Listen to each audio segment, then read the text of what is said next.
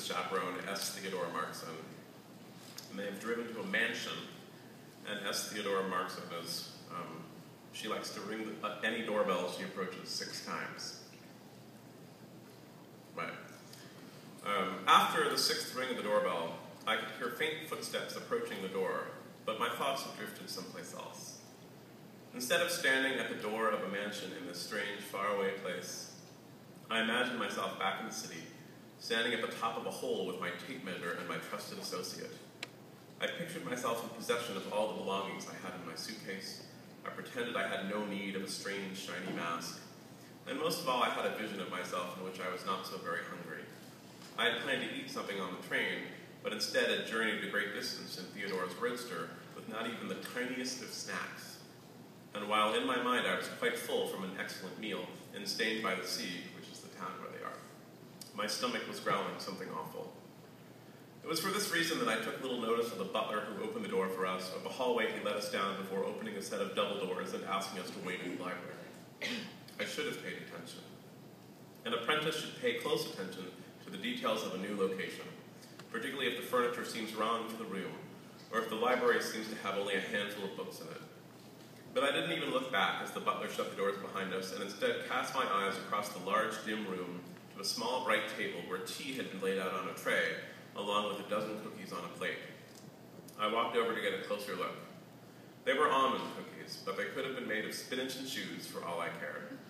I ate 11 of them right in a row. It is rude to take the last cookie.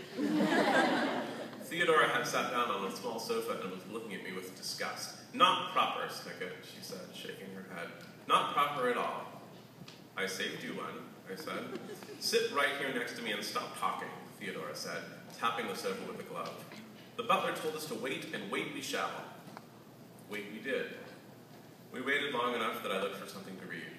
The few books on the shelf looked like the sort of books someone would leave behind rather than ever look at again. I read 5 chapters of a book about a boy named Johnny. He lived in America when America was still England.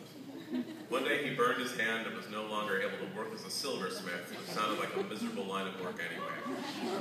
So he took an interest in local politics. I felt sorry for the guy, but I had other things on my mind and put the book back on the shelf just as the double doors opened and an old woman walked into the room with a limp and a black cane to go with it. "Thank you for waiting," she said in a voice even creakier than I thought it would be. "I am Mrs. Murphy Salas." "S. Theodore Markson," said S. Theodore Markson, standing up quickly and yanking me up beside her. I had been told that my client was a man. "I am not a man," said the woman, with a frown. "I can see that," Theodore said. "It's very nice to meet you," I said quickly. Theodore glared at me, but Mrs. Murphy Salas gave me a brief smile and offered me her hand, which was smooth and soft as old lettuce.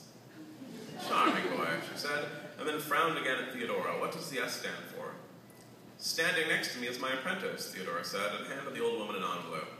Mrs. Salas tore it open and lowered herself into the largest chair to read it, without even offering to ring for more cookies. Even in the dim room, I could see the insignia on the letter, which matched my letter of introduction. I'd never cared for it. The old woman looked about as interested in the letter as I was in Johnny's silversmithing. "This will do," she said, and put the letter down on the tray with a quick look at the crumb-covered plate. Then, with a great sigh, as if preparing herself for an important performance, Mrs. Salas looked at Theodora and began to speak. "I'm in desperate need of your assistance," she said. "A priceless item has been stolen from my home, and I need to get it back." "First," said Theodora, "we'll need to know what the item is." "I know that," the woman snapped. "I was just about to tell you. It's a small statue about the size of a bottle of milk. It's made of an extremely rare species of wood that is very shiny and black in color. The statue has been in my family for generations and has been valued at upward of a great deal of money." "A great deal of money," Theodora repeated thoughtfully. "When was it stolen?" "That I do not know," Mrs. Salas said. "I've not been in this room for quite some time, and normally the statue is kept here in the library, on the mantel over there." We looked at the mantel. Sure enough, there was nothing on it. Thank you.